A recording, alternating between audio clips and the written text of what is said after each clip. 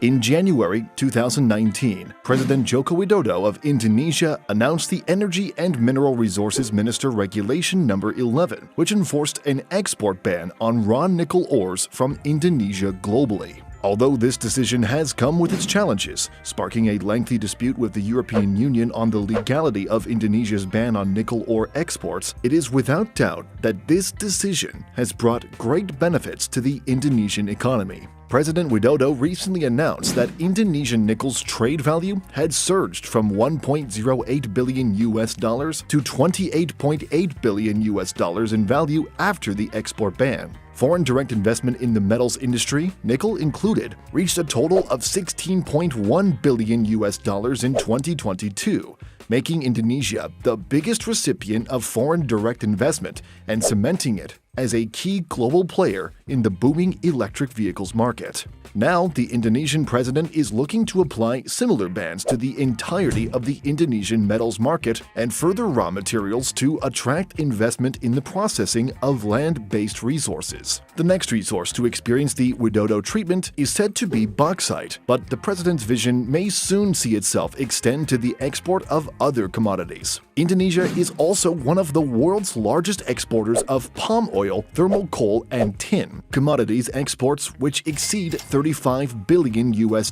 in total. By applying a protectionist agenda to these raw materials, the president hopes that these raw materials will also get the nickel experience and result in an exponential appreciation in value of the commodities. However, there are several reasons why the president's vision may not be as straightforward as it seems. The three key reasons are its ESG track record, the efficacy of the export bans, and increasing tension in trade relations.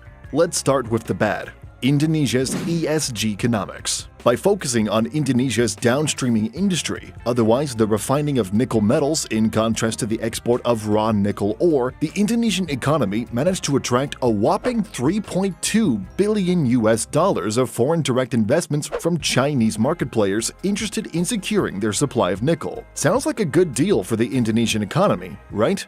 Not exactly. As far as investments go, Indonesia has only managed to attract substantial investments from China, with investments from Australia, Canada, South Korea, and the US combined totaling at just $1.5 billion over the past decade, as reported by Bloomberg UK. This signifies a general reluctance on Western investors to invest in Indonesian nickel processing. But why? There are four levels to this. Firstly, many of the processing plants rely on old technology, one example being the reliance on coal for energy to support the process by which nickel is extracted through the country's main source of nickel, laterite ore. Although Indonesian market players in the mining industry are currently planning to develop a large-scale solar plant to power the processing of nickel ores, this is a small distraction from the key issue of low-grade laterite nickel ore processing. Secondly, Indonesia's nickel ores, laterite, are a low-grade nickel ore which is unsuitable for battery production. To produce EV battery-grade nickel, a processing method known as high-pressure acid leaching must be employed. This process results in the production of highly acidic waste, which is very difficult to manage, often resulting in disposal into water as deep-sea tailings. This has led to the deterioration of Indonesia's environment. For example, national and provincial authorities, in a show of support for the industry, approved in 2019 a request by mining company PT Tremaga Bandung Persada to dump 6 million tons of waste into the ocean each year. This has led to the depletion of biodiversity in neighboring waters and exacerbating health concerns arising out of the consumption of the remaining aquatic animals by the locals. In an attempt to curb the disposal of deep-sea tailings, the Indonesian government announced that it will no longer issue any future permits allowing for the disposal of the toxic substance. However, although the Chinese-owned processing plants have all made voluntary commitments to switching from aquatic disposals to land disposals, there are three key challenges in the short term and long term that the Indonesian government fails to address. That, 1. The Indonesian government is not willing to ban the disposal of deep-sea tailings outright and have not implemented proper policy guidance surrounding this. 2. Switching disposable methods is a highly costly exercise, which in itself may create some dissatisfaction by Chinese investors. And 3. Even if the investors were willing to bear the cost, the Indonesian government merely substitutes one set of environmental issues for another. Thirdly is the nickel processing plant's poor labor standards. Recently, 3 Chinese workers at an Indonesian nickel industrial complex on Sulawesi Island have filed a complaint with the country's Human Rights Commission over poor workplace conditions. Amar Law Firm and Public Interest Law Office said the factory's workers experienced poor workplace conditions, including a lack of proper safety and respiratory gear, working long hours without breaks, and pay cuts. Passports belonging to Chinese nationals were also withheld, and there was a ban on unionizing. Fourthly, recent legislation, like the Omnibus Law on Job Creation, have lowered ESG standards, particularly around public participation. For example, environmental impact assessments can only be challenged by people who are directly affected. Such people often don't have the means to launch lawsuits. In addition, local governments have little power over environmental permits in their districts. As a result, these ore processing plants also fail to cater to indigenous people. There have also been examples of the mistreatment of indigenous communities, land clearing, encroachment upon burial grounds, and use of police to apprehend peaceful protesters near the mines of Sulawesi Island, owned by nickel mining company PT Gema Krisi Perdana, GKP. It is exactly these low ESG standards that have led to the exit of various key Western investors, such as Paris-based hedge fund Hidanova, which sold its 76% stake in the Indonesian nickel mine Mineralindo Morowali. However, Bloomberg UK reports that Tesla, Chinese automaker BYD, and South Korea's Hyundai Motor Corporation are already in the process of finalizing deals with Indonesia's EV industry. This, in total, is projected to bring in a total of $30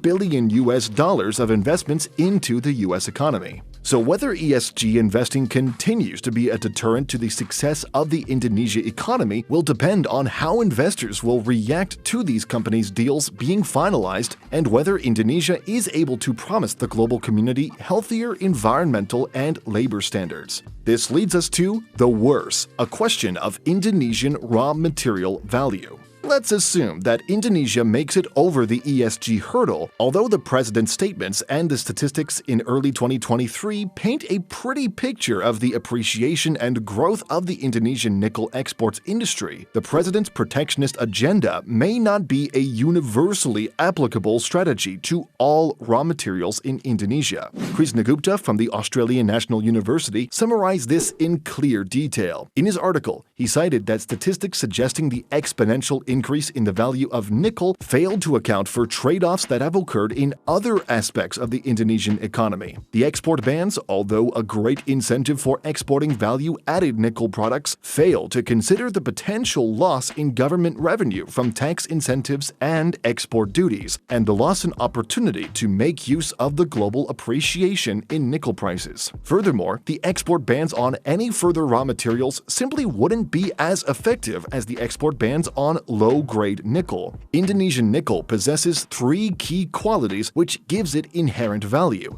namely that nickel is a scarce resource, that Indonesia has the largest natural endowment out of any country for nickel, and currently favorable market conditions. Indonesia's production in nickel amounted to an estimated 1.6 million metric tons in 2022, and it is estimated that Indonesia holds 21 million metric tons of nickel reserves, sharing first place with Australia, with the second largest reserve belonging to Brazil and fizzling out to Russia in third place, who only has 7.5 metric tons and is currently war-locked with Ukraine. This essentially gives Indonesia a temporary and natural monopoly over nickel. Finally, the growth of Indonesia's nickel market has much to do with the recent hype surrounding electronic vehicles and the production of electric batteries, and China's high demand for low-grade nickel in steel production. So what seems to be the problem? These are a specific set of conditions that are not necessarily met by any other natural resource other than Indonesian nickel. Comparative advantage is an economy's ability to produce a particular good or service at a lower opportunity cost than its trading partners. Taking bauxite as an example, in 2021, Indonesia will not even fall in the top 5 countries with the largest bauxite reserves. It even loses out to first place by a far margin, with Australia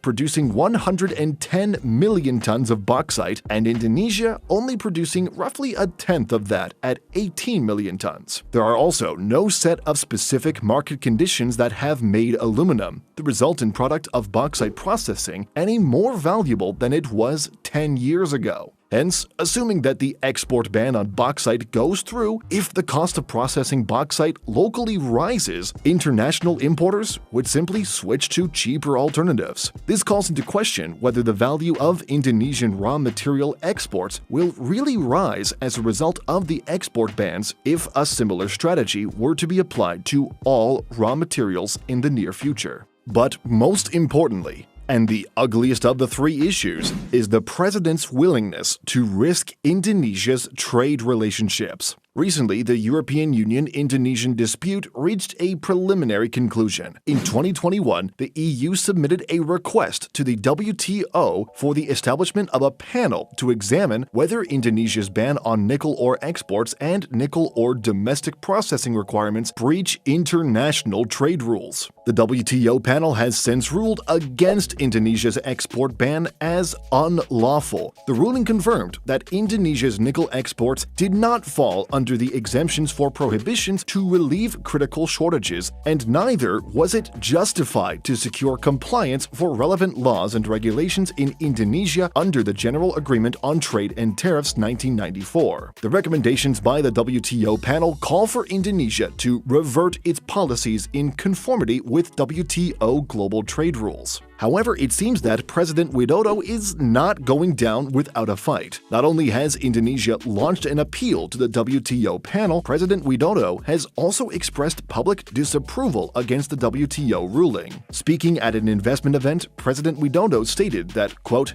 "Indonesia wants to be a developed country. We want to create jobs. If we are scared of being sued and we step back, we will not be a developed country," end quote. This signals an element of recalcitrance by the Indonesian government to comply with the recommendations of the WTO panel. Why is this dangerous? Let us assume that the appeal fails. Indonesia has committed to continue the onshore processing of laterite ore in contravention of the WTO's recommendations. Furthermore, it made public announcements to place further bans on the export of raw materials. These actions may ultimately spark what is known as retaliation. If within 20 days after the expiry of the reasonable period of time, the parties have not agreed on satisfactory compensation, the complainant may ask the WTO dispute settlement body, otherwise known as the DSB, for permission to impose trade sanctions against the respondent that has failed to implement. The level of suspension of obligations authorized by the DSB must be equivalent to the level of nullification or impairment caused by the Indonesian government. Since the Indonesian government has banned exports of raw nickel ore, it may be possible that WTO members will request trade sanctions in the form of tariffs in a similar industry. Based on Indonesia's import value in 2021, this could result in an increase in tariffs implemented against iron and steel imports, an Indonesian imports market which amounts to $2.6 billion. Moreover, if these sanctions prove to be ineffective, the complaining parties still have the option to impose sanctions on a different sector as well. A good parallel to illustrate the harms of retaliatory tariffs would be the US-Chinese trade war in 2018. When the US government enacted tariffs against its foreign trade partners, these trading partners responded with retaliatory tariffs that raised tariff levels from 7.5% to 23.5% for over 6,341 products. This resulted in $15.6 billion in trade losses for the United States. Although this was offset by a $13.5 billion redistribution of its trade channels to new trading partners, it also caused major ripple effects in consumption and employment growth locally in the United States. If a similar situation is observed in Indonesia, it could compound upon the labor issues faced by Indonesia. However, retaliation is an act of final resort and is rarely ever implemented in fear of violating the core principles of free trade practiced under the WTO. Moreover, if any country wanted to impose retaliation measures against Indonesia, they would have to require prior approval by the DSB. Even then, the measures would only come in the form of trade sanctions, a bullet which President Widodo seems to be adamant about biting. As his term ends in 2024, the president will have limited time to ensure that his plans for developing the Indonesian economy come to fruition. Will these export bans result in a more prosperous Indonesian economy? Will they be the beginning of the end of economic relationships between Indonesia and the West? And will the subsequent president of Indonesia inherit an economy poised for exponential growth at the expense of its environment and its people?